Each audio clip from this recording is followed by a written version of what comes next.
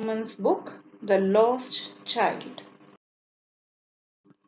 This lesson is written by Mulkraj. About the author, Mulkraj Anand was one of the first Indian writers who wrote in English and gained popularity at an international scale. He produced a remarkable body of work that contains several short stories, novels, and essays. Anand was born in Peshawar and his father was a coppersmith. Anand was a highly educated man. He graduated with honors from Punjab University and then went to University College, London. Through his empathetic portrayal of the lives of the common Indian people, he provided stark social commentaries on the structures of society. Anand is regarded as one of the founding figures of Indian English literature. Now I'm going to ask you a few questions to test your knowledge. Have you ever been to a fair? Yes, you'd have been to a fair, right? Yes. Did you have fun there? Yes, you would have had fun there, right? What do you do in the fair? You go on merry-go-rounds, you buy so many things, and you eat your favorite food. And if you get lost in the fair, what would you do? Would you keep crying, or would you get some help from somebody, or approach the police who is standing there to help you? Yes, of course, you have to approach the people who are ready to help you or inform the immediate adults who are standing there. Would you be more bothered about buying things in the fair or search for your parents? So, what would you do? What will be your preference? Buying things or searching for your parents? So, the story is based on the theme of close bond that children share with their parents. The lost child forgets all about his desires and yearns deeply for his parents when he fails to find them.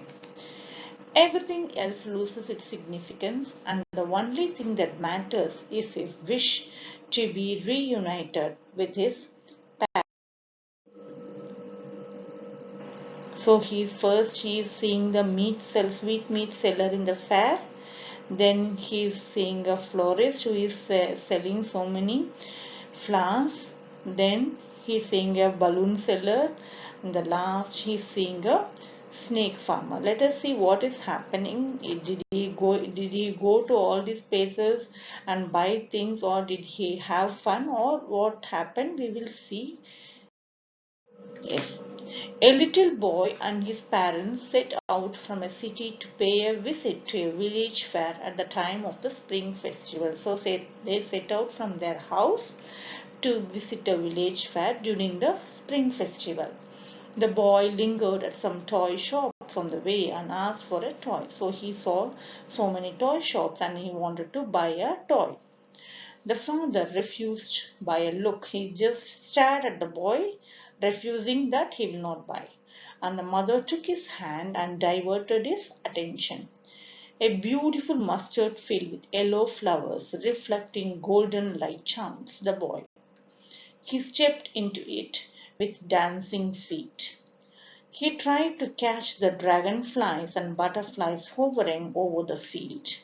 Nor did the insects and the worms on the ground fail to attract his notice. He was enjoying his en route to the. They started for a hole near under a big banyan tree in a grove full of fruit and flower trees. The boy was in raptures when a rain of flowers fell on him. He was feeling very happy when some flowers were showered on him. Some doves flew by and the cuckoos sang. He was enjoying the chirping of the birds. At the fair, they first saw a stall of sweets.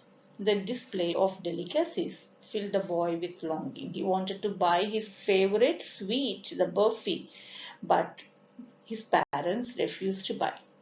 Though he wanted a burfi, he did not ask for it, lest his father would refuse it. He did not ask also because he knew very well what would be the reply. Similarly, he wanted a gulmohar garland from the flower shop, but he kept silent because he knew that his parents were not going to buy anything for him.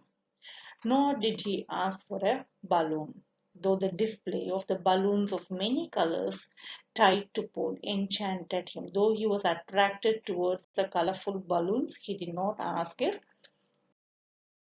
Then he walked on to where a snake charmer was playing on his flute to a snake. He linked the music, but did not stay there as his parents would consider it to be a cruise. Now he saw a roundabout, and overwhelming desire rose in him to be on it. So he saw a roundabout and he wanted to get on to it and have fun. No reply came. He asked his parents whether he can go on a roundabout. He turned back and saw that nobody was standing behind him. He turned around and found that they were not nearby.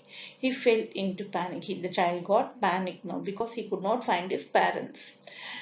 He ran blindly here and there, sobbing and weeping. He was crying very badly, trying to find his parents. His dress became disordered, but he did not mind it. After a few minutes, he stopped. He carefully looked in all directions through his tears. He was looking this way and that way through his tears, whether he could find his parents or not. Seeing a crowd in the distance near a shrine means temple. He ran there, calling for his parents. Trying to make his way through the crowd, he fell down. He tried to get through the crowd and he fell down.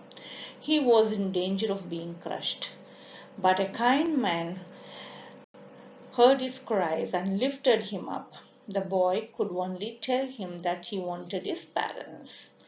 In order to console the boy, the man took him to the roundabout, the snake charmer, the dealer in balloons, the flower shop, and the sweet stall. Though the boy had been attracted by all these earlier, he now did not care for them. So at the present moment, he was not bothered about anything else except his parents. The only words that came from his mouth were that he wanted his parents. The message of this lesson is the story conveys the message that children love their parents unconditionally.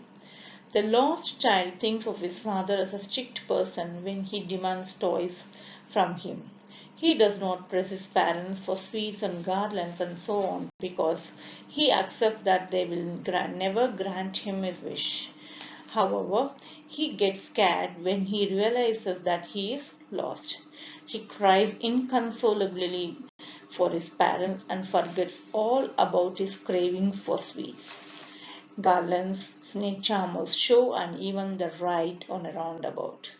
This message of the story makes the reader understand the worth of parents in the life of a child.